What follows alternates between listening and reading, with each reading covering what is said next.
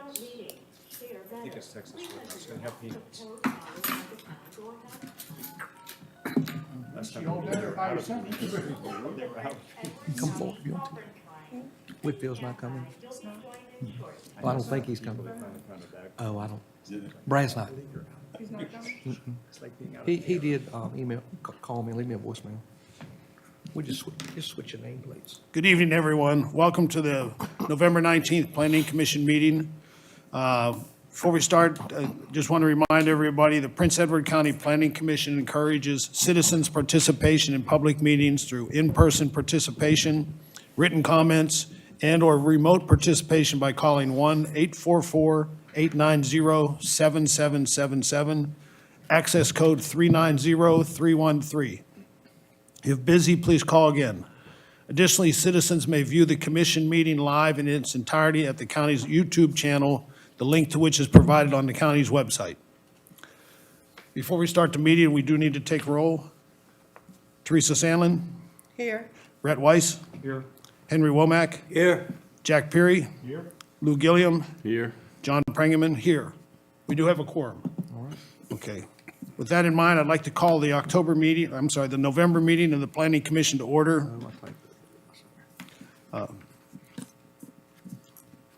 I do want to offer everybody a special thank you and a happy Thanksgiving as we approach the holidays. The board, as well as all of our staff here, I want to thank everybody and safe travels. And hopefully everybody can relax a little bit. It doesn't feel like Thanksgiving because it's 60-some degrees, but maybe it'll feel a little better next week. I'd like everybody to stand for the Pledge of Allegiance.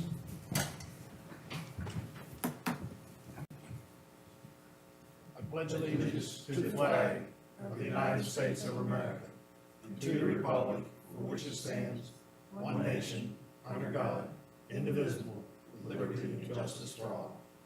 Thank you.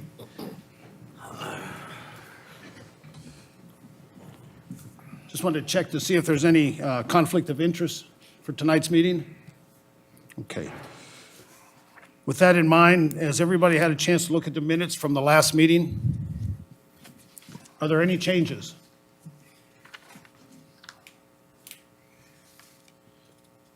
If not, do I have a motion to accept the minutes as shown? Moved. Second. Okay, we'll just go around again. Mr. Gilliam? Yes. Mr. Peary? Yes. Mr. Womack? Yes. Mr. Weiss? Yes. Mrs. Sandlin? Yes. And Mr. Prengeman? Yes. Minutes have been approved. Mr. Love, can you give us a little update on the CIP plan? Yes, sir. And I apologize for the typos in the agenda. I was preparing some of this stuff at home when I wasn't here. I was out last week, and I see I've got a couple typos, so I'm sorry about that. But the capital improvements plan is intended as a guide to assist the Board of Supervisors in development of the county's budget. Process began with submission of 10 capital expenditure requests from departments and associated agencies. We brought those to you last month. For scoring, the CIP includes major capital projects that are non-recurring, should have a useful life of 5 years or more. Estimated cost of the expenditure must exceed $50,000 for general government project and $100,000 for school project. All figures used represent estimated expenditures by the county. County Commission, you determined a recommended priority for the various projects at your last meeting. The plan was finalized by staff. So the next step will be a public hearing at your December meeting, if you agree, ready to move forward. We do have attached digitally the final CIP draft.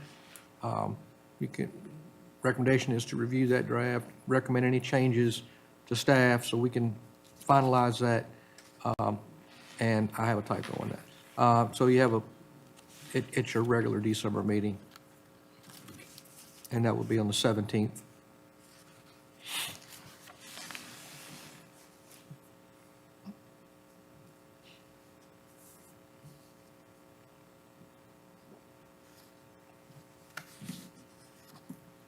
Any questions from the board relative to the CIP plan?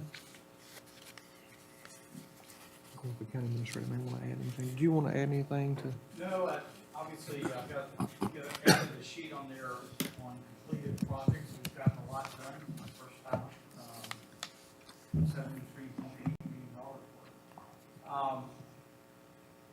You know, I think, this one's a little bit lighter, the biggest thing is the animal shelter, which cost keeps going up. I think, you know, I think it's pretty thorough, and hopefully this will give the board of supervisors a little bit of guidance for budgeting for upcoming projects. Thank you.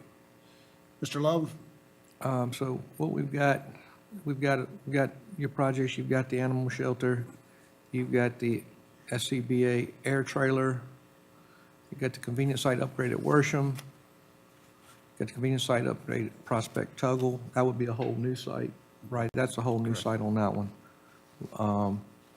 We would have the scale house replacement, courthouse backup generator, VDOT revenue sharing, Knox box project, will help emergency services, purchase of new voting machines. And again, the shelter falls into, we've got them scored. As you can see, the scoring, animal shelter scored 26, VDOT revenue share 17, SBCA air trailer scored at 22, Knox box was at 14, courthouse backup generator is 19, convenience site upgrades, Prospect Tuggles 20, Worsham is 21, Scale House at 20, and the voting machines at 12. And this would be for the 2025, 2027. Robbie, we've got it's a landscape, portrait sheet that shows everything summarized. We'll add that in there. So it's got Yeah. all the also on the page. And Ms. Everhart's working on a real nice cover with pictures, and we'll pretty it up before your next meeting and for the advertising of the document that gets on the county website. You have any questions? You want to Any hear? questions at all? I have a question on the animal shelter write-up, on the dollar amounts. I just wonder if a figure or two are missing. 2027 shows $7 million. Estimated total cost, 10.6 plus million. Debt service, interest, Yeah. I'm sorry? interest. Interest. So 7 is the actual construction cost. The difference is 20 years of interest. I see. Does that need to be explained? I was wondering why there was a $3 million gap in the Well, figures. Yeah, it's because you're paying it over 20 years, so it's not a 20-year CIP where you're paying it out. We're not paying it all that first year. Mhm. I mean, we could put a little footnote or something, but yeah, that's the interest cost. What threw me, Doug, is because it's under funding sources says that it would be funded from the county's general fund. It kind of implied the money is going to be there in the budget to pay it. So that's why I picked up on the difference between 7 million and 10.6. Just a suggestion to tie the two together. Okay. We could probably put a asterisk and then put a footnote.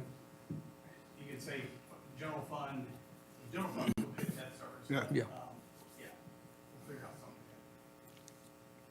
something. Any other questions regarding the CIP? Okay. With that, can you give us a review of supervisor's actions, Mr. Love? We need a, I would probably be good for, have a motion to, I've got a recommended motion in here. Or to accept? Okay. Yes, sir. Okay, we do need a motion to accept the CIP plan, just with the one comment, Well, to authorize public hearings. to authorize public hearings. We have a second? Second? Okay. We'll take a vote then. Yes, sir. Mr. Page? Yes. Mrs. Sandlin? Yes. Mr. Weiss? Yes. Mr. Womack? Yes. Mr. Perry? Yes. Mr. Gilliam? Yes. Mr. Prengerman? Yes. We can move on to supervisor's actions, sir? Well, I hadn't had anything to take to them. Okay. So I've got old business and new business Okay, for you. okay. Kind of both, under old business, previous sites that have been approved, the Wawa site, that's slated to be open in February, mid-February now. Car wash potentially January. Have you got an update on Harbor Freight? They're moving a little bit quicker, I think. I don't have a date. I know Wawa's now probably mid-February, but Okay. Harbor Freight should be sooner than that. Yeah. Do we have anything on the meat processing at the time?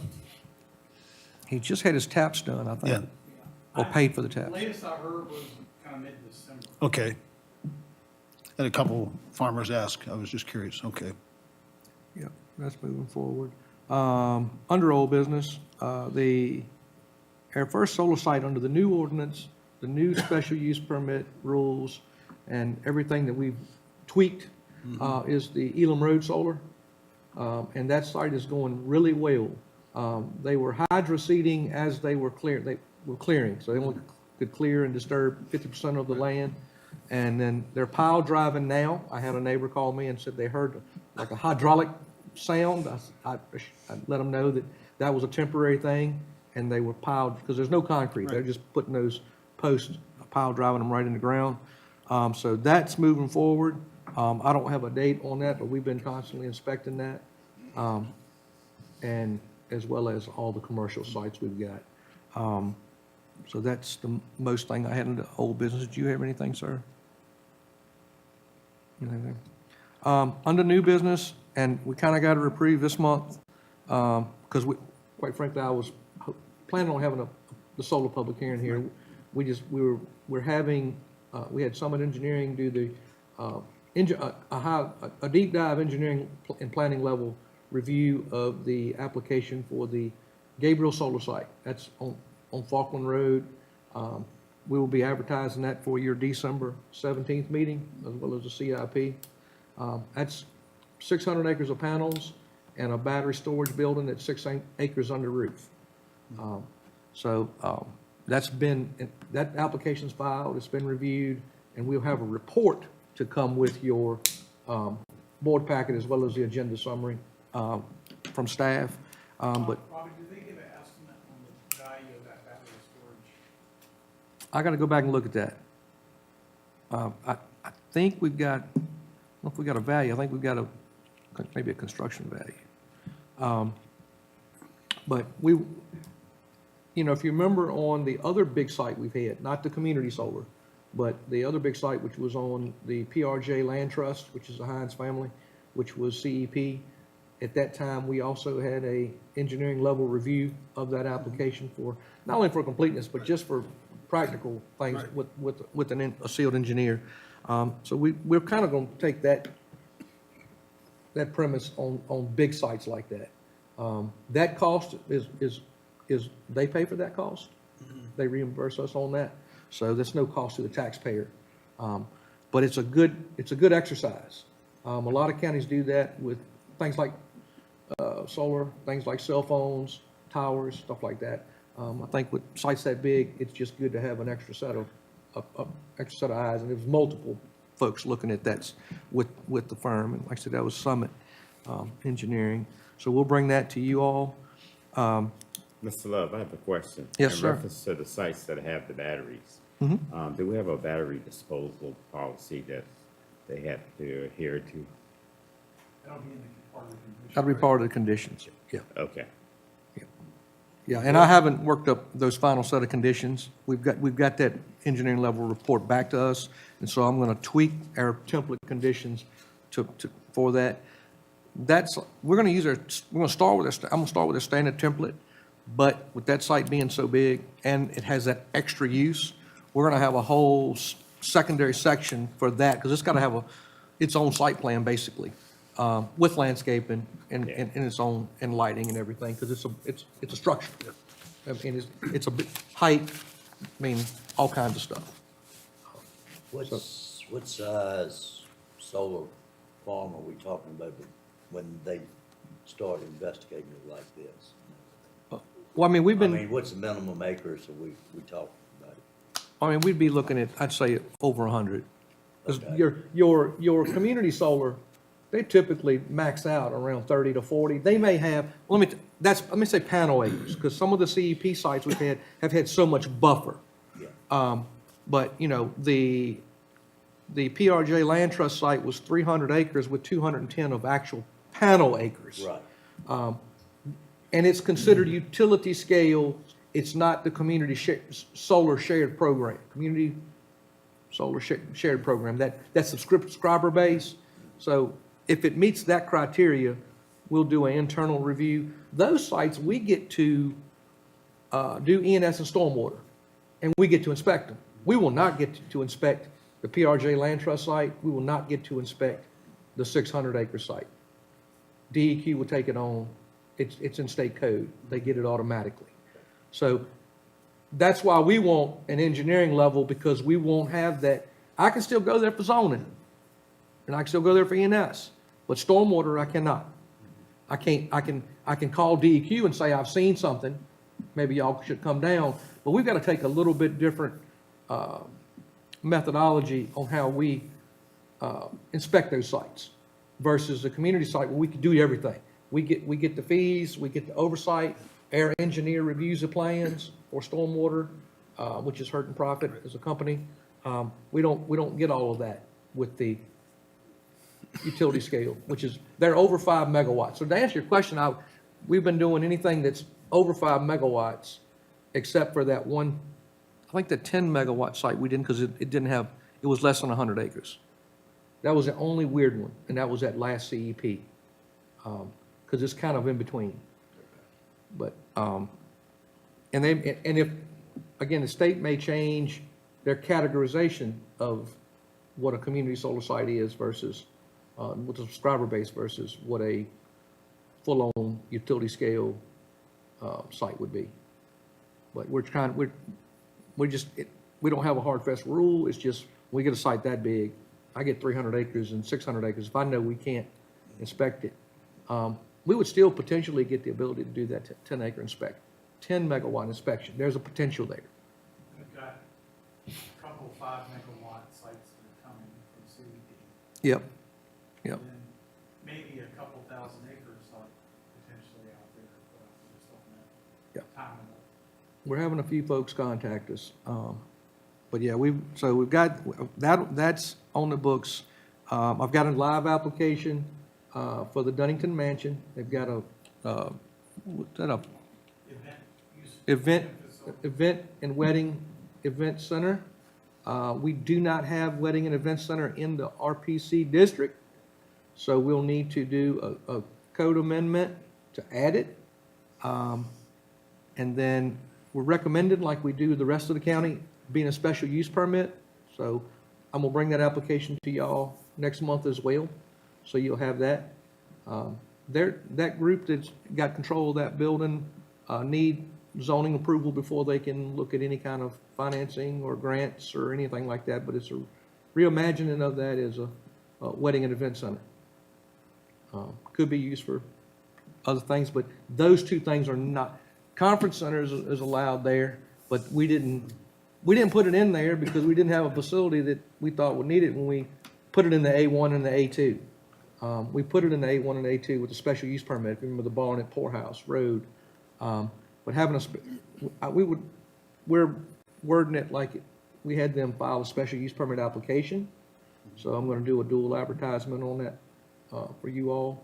So if the code amendment passes, then you go straight on to the next hearing, same night, for the special use permit. Well, you're gonna have a thick packet.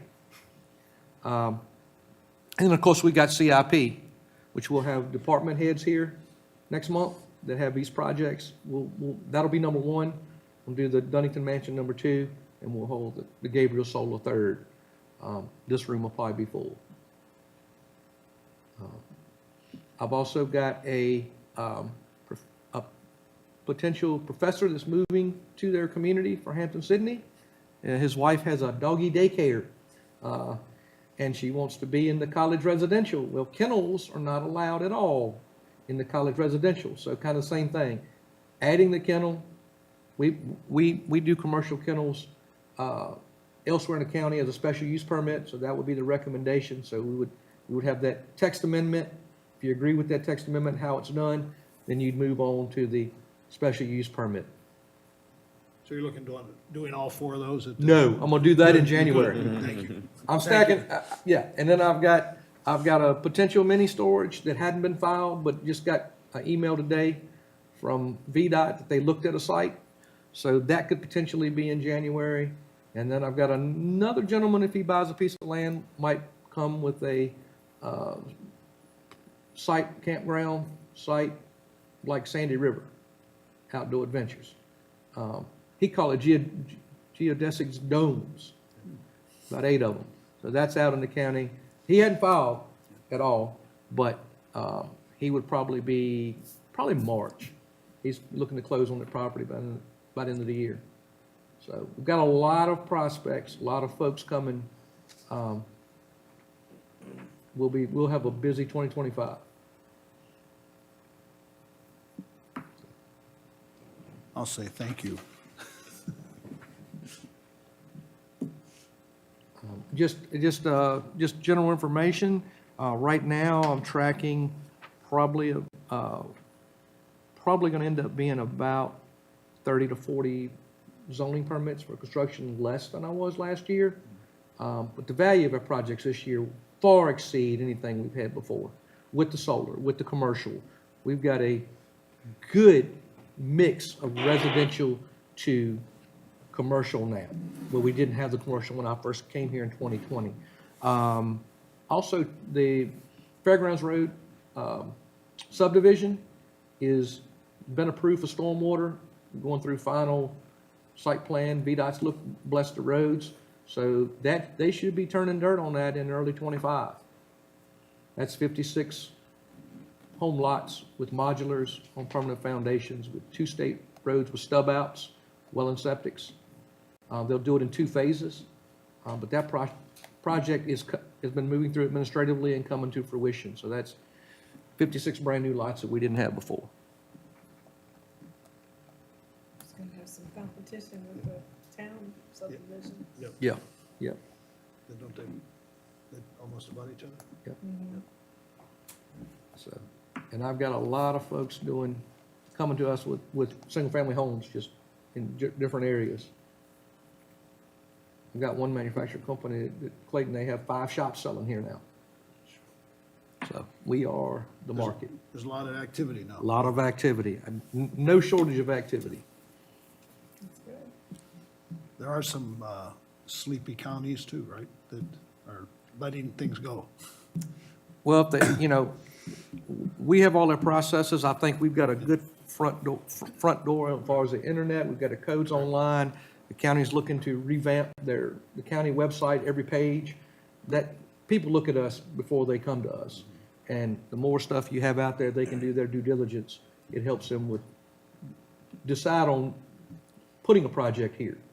So I think, they know they can get the answers on process, whether it be special use or administrative, pretty much by going to the website now. And then maybe a few phone calls or emails. So it's very helpful to have that e-government side. We're still working on with building and zoning for e-permitting.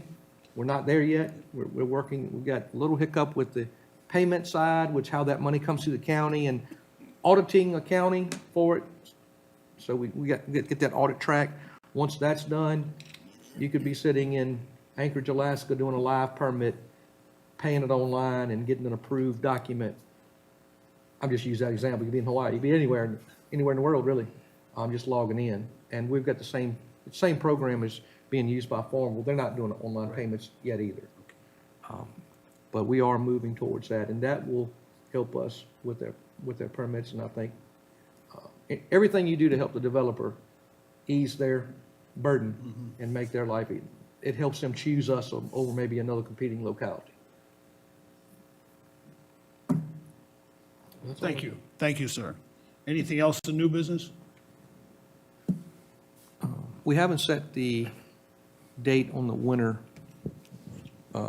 open house yet. We'll be getting with y'all, probably be able to tell y'all in December when the CI comprehensive plan open house is in the next workshop. But we're still working on that, working through some stuff. The only other thing, the county school, naturally, the students have moved into the temporary units. They have, and we had the groundbreaking on Monday. Right. Looks like, I think it's spring of 27 is the estimate. Okay. It'll take, they've got about 6 weeks worth of work. Could you imagine whole buildings, you've got asbestos Abatement, everything. Stuff to deal with, so they've got to do some remediation. Those two middle buildings will start coming down probably in about 6 months. Okay, I forgot, English Construction is doing some of the civil work, or the earth, and we've got an approved stormwater Okay, permit for that. good. We'll be inspecting that. So they should be in the next couple of weeks putting in some silt fence. that little corner there is going to be busy. Yes, sir. Yeah, because these other projects hadn't finished, and it's gonna be a lot of commercial and construction traffic Yeah. at that intersection. It'll make the, what we'll call the slow road coming across from Lowe's a little busier, taking people to the school, that's for sure. Anything else for the good of the board? Just a reminder, as Mr. Love said, next meeting, it will be Tuesday, December 17th. Bring some food, some snacks, we'll be here for a while. Yeah. We may have a little recess between some of those. Let's see. Restroom break for everybody. Have you had any applications for the planning commission? I don't see those. I'll let him answer that. Planning commission applications. No. You know anybody? Okay. Anything else from the board? If not, do I have a motion to adjourn? So moved. Do I have a second? Second. Okay, all in favor, just say aye. Aye. We're good.